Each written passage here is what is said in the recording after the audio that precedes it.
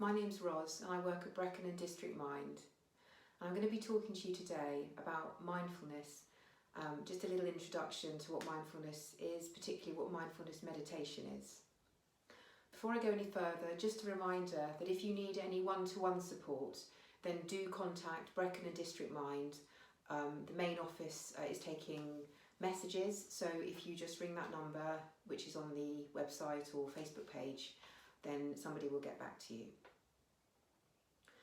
So we're living through very difficult times at the moment where there are lots of reasons to worry. But even before COVID-19, human beings have been very good at worrying. And one of the things about mindfulness practices is that they encourage us to focus on the present moment. This seems remarkably simple, but actually human beings are not very good at focusing on the present moment. Most studies indicate that we spend around 47% of our time not focusing on the thing that we are trying to focus on. The other thing that is worth remembering about the human brain is that it is the most complicated computer, really, in the animal kingdom. It's designed to be thinking about the past, remembering things that have happened, learning from those things, reflecting on those things, planning for the future. And so it's understandably very easy for the human brain, for our minds, to become quite frazzled quite quickly. And the image that I like to use to show what the human mind can be like is my glitter jar. And here it is. And as you can see, it's a jar with water in, and at the bottom are lots of pieces of glitter. And we could imagine that each of those pieces of glitter is a memory, a thought, a feeling, a plan on our list of things to do. And a lot of the time, our minds are full of all of those things. They're floating around in our minds, which is why we often aren't able to focus on one thing at a time. And as I shook the jar up, everything was floating around, and I don't know about you, but that's often what my mind feels like. But what mindfulness can do is it can, by giving us these little windows where we pause, it can just allow things to settle a little bit so that we can think and see things a bit more clearly.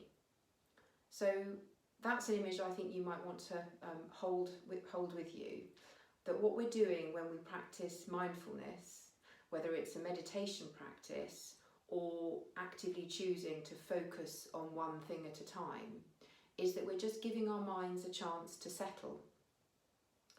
So mindfulness, as is talked about a lot now, and it's a remarkably simple thing. It's the choice, the active decision to focus on one thing at a time. And with that in mind, we can choose to completely put our attention on drinking our cup of tea or on listening to our friend.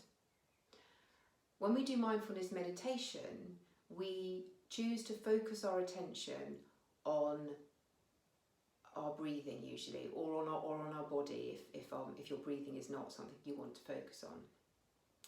And if we have a regular practice, maybe 10 or 15 minutes a day of sitting, it's a bit like the boot camp of mindfulness. We are really training our minds to become more able to focus on the present moment.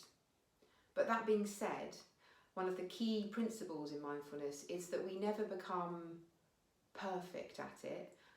We don't even really ever become experts at it.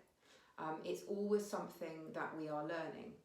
And there are days where our minds are very busy when we maybe sit down to try and practice a little bit of mindfulness meditation. And then there are other days where our mind is still. And however we find our mind, we must always meet it with kindness. And as I mentioned, in the current situation that we find ourselves in with COVID-19, being kind to ourselves and gentle with ourselves is especially important. And it's one of the qualities of mindfulness practices which is definitely helping me through this time. Just a constant reminder to try and be really gentle and kind with ourselves. So the other thing to notice about the human condition is that a lot of the time we're in what could be called autopilot. So you've probably had that experience of maybe getting up in the morning and brushing your teeth and doing your usual routine. And then you'll get to a point in the day, maybe when you've arrived at work or gone into town to do some shopping, and you will realise that you can't actually remember any of the activities that you have done up until that point. So human beings tend to be in autopilot, and we also tend to, whether it's consciously or unconsciously, we tend to distract ourselves. And so practicing mindfulness meditation or other things mindfully is actually quite a radical act, choosing to really focus on what we are doing. But it can have a really positive impact on our health and well-being.